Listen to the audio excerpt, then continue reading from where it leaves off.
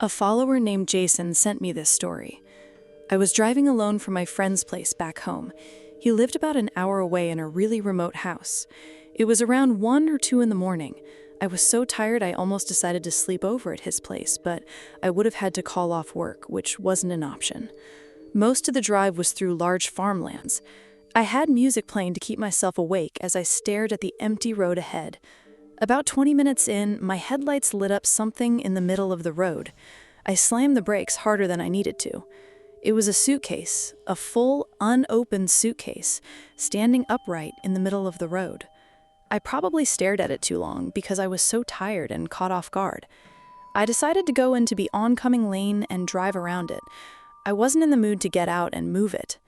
It was strange that it was standing up like that, but I figured it must have fallen out of someone's truck and landed that way. I couldn't think of any other reason. I kept driving, thought about it for a bit, then forgot about it. Maybe 5 minutes later, my headlights revealed something else. This time, it was a truck parked in the middle of the lane with no lights or blinkers on. If I hadn't had my high beams on, I might have crashed into it. I stopped behind it, honked a few times, and waited. Nothing happened. I didn't see any movement inside. After about 30 seconds, I started to drive around it. As I passed, I noticed large dents and scrapes on the side. I couldn't tell if they were from a recent accident or if it was just an old truck that had never been repaired. More concerning was that no one was inside. It was too dark to see clearly, but I couldn't make out anyone in the front or back seats. I pulled ahead, slowed down, and looked around. All I saw were farmlands.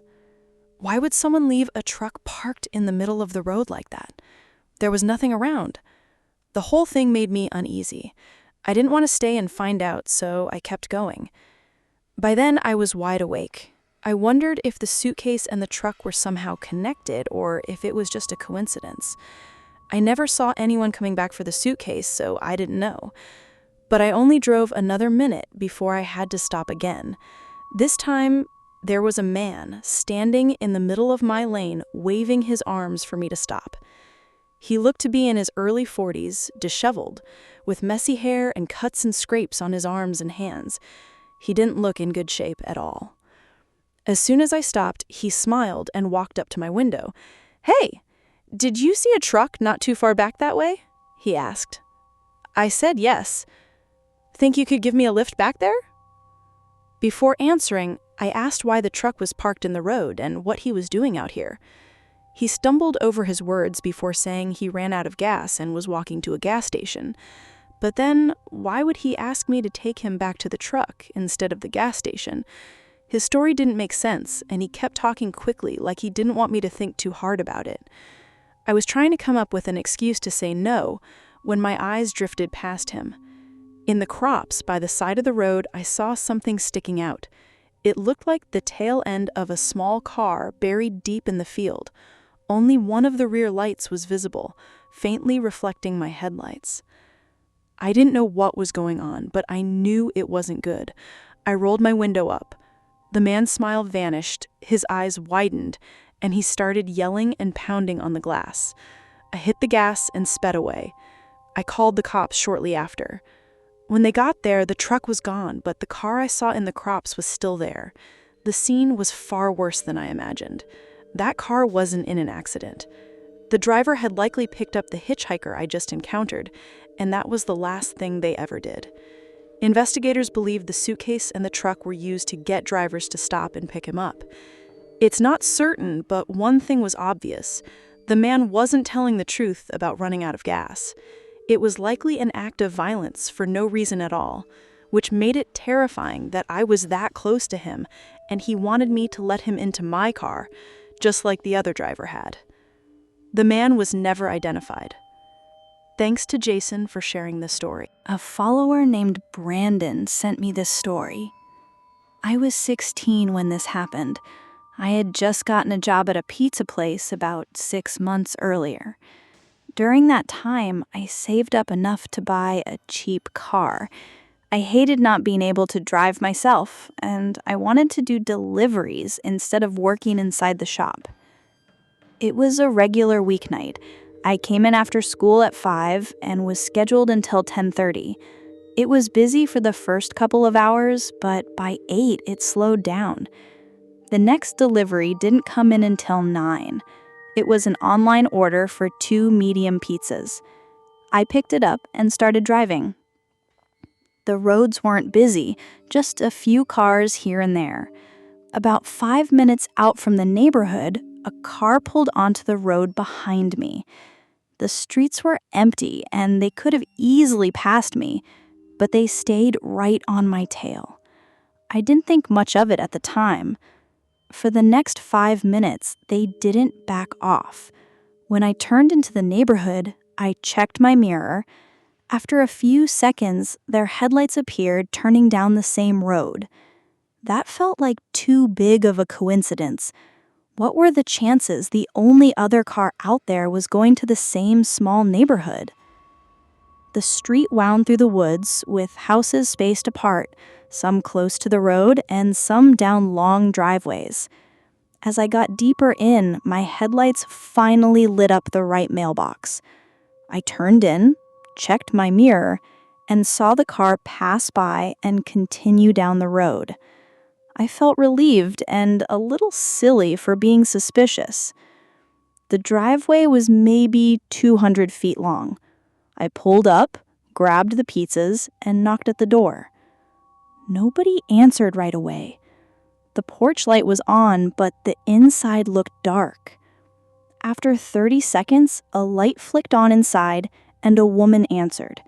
She looked like she was in her early 30s, wearing a nightgown, clearly just woken up.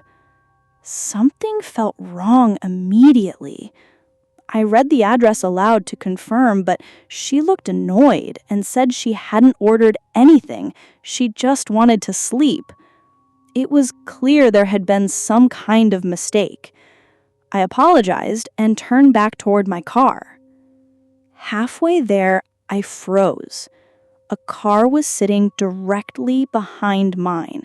It was the same one that had followed me earlier. Their headlights were off, but I could see exhaust in the cold air. The car was running. Did they live there with the woman? Was this all connected? The whole situation felt too coincidental. I knew something was wrong. I kept walking, hoping they would say something or move. I got into my car, tossed the pizzas on the seat, and started it, but they stayed put. The driveway was narrow, no room to pass. I pulled forward toward the house, turned around, and faced their car. Hoping they would let me out, they didn't move. For 30 seconds, we sat there, headlights facing headlights. That's when it all clicked. The following, the fake order, and now blocking me in, none of this was an accident. Then, their doors opened. 4 men stepped out, wearing hoodies and hats pulled low over their faces. One of them had a hand shoved into his pocket like he was gripping something. They started running toward me. I panicked. I floored it, trying to swerve past their car. My wheels slid into the dirt and I hit a tree. It wasn't hard enough to set off the airbags, but I didn't wait to see if the car was stuck. I jumped out and ran into the woods. I heard one of them chasing me, yelling to the others, but eventually they gave up. I stayed hidden in the trees and called 911. When officers arrived, the men and both cars were gone. My car was never recovered. What happened that night was a setup. They had used a random address to lure me in with a pizza order, planning to trap me. I don't know what they intended to do, but the fact that one of them chased me makes me believe they weren't going to let me go. I got lucky that night. Thanks to Brandon for sharing this story. A follower named Daniel sent me this story. I'm 32 and work for a trucking company. This was around the holidays. The roads weren't too bad for the most part, but winter driving was always more tiring. That night was supposed to be normal. I left town at 6 p.m. to deliver a load 2 states away. At about 11 p.m., I made my first stop at a small truck stop on the side of the road to use the bathroom, grab a coffee, and maybe rest my eyes for a little bit. I parked, went inside, and came back out with my coffee. I sat in the driver's seat, sipping and looking around. Only a couple of other trucks were in the lot. It was quiet. Then I noticed someone standing at the back of the building. The lights were dim, but I could make out a guy leaning against the wall, facing in my direction. My truck was the only one parked nearby. There was nothing else for him to be looking at.